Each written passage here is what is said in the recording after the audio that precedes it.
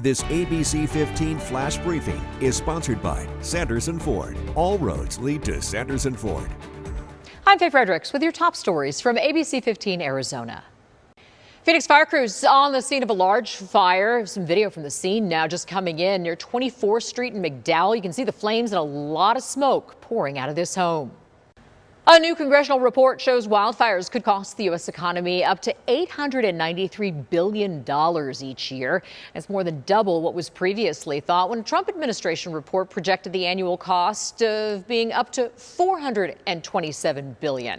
The new report by the Joint Economic Committee includes the impact on real estate value, premature deaths and health risks from wildfire smoke, threats to watersheds and income loss. U.S. real estate value is the largest impact, accounting for anywhere between $67 to $337 billion.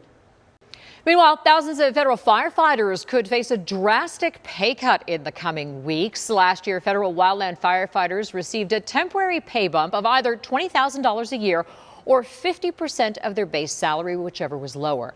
But the money funding that raise is expected to run out by early November unless Congress makes the pay raise permanent. Colorado congressman introducing bipartisan legislation that would do that, but it's stalled in the House. The National Federation of Federal Employees says 30 to 50% of the workforce could resign if that pay increase comes to an end.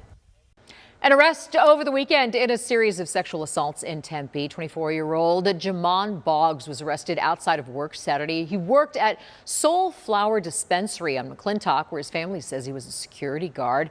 The first reported sex assault happened in September. Second was earlier this month. The third on October 12th. All of the victims are female. None of them were ASU students, but one was significantly older than the other two victims. The judge agreed to hold Boggs on a $1 million cash bond. The judge said the bond was to prevent risk to others. Hearing also referenced DNA evidence police believe connects Boggs to one of the crimes. Here's what the judge said about reading the evidence. It's extremely strong weight of the evidence against you, and it's dangerous in escalating behavior. I am setting the bond at $1 million cash only.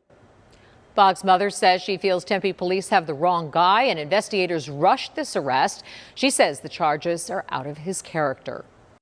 One Valley mayor donating to Israel. Outside of being Peoria mayor, Jason Beck owns Tier Tactical, and he and his family are donating vests and armor. Beck started sending supplies over last week, just days after the conflict, the war really with Hamas, started. He's also working with Israel and other manufacturers to get that country more supplies at discounted rates. Beck says he's been visiting the country with men's groups and his family for years and has a special connection with Israel.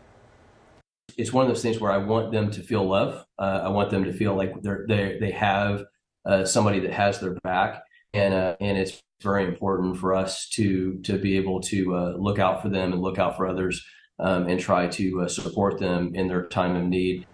Yeah, so far he's sent hundreds of vests and armor overseas.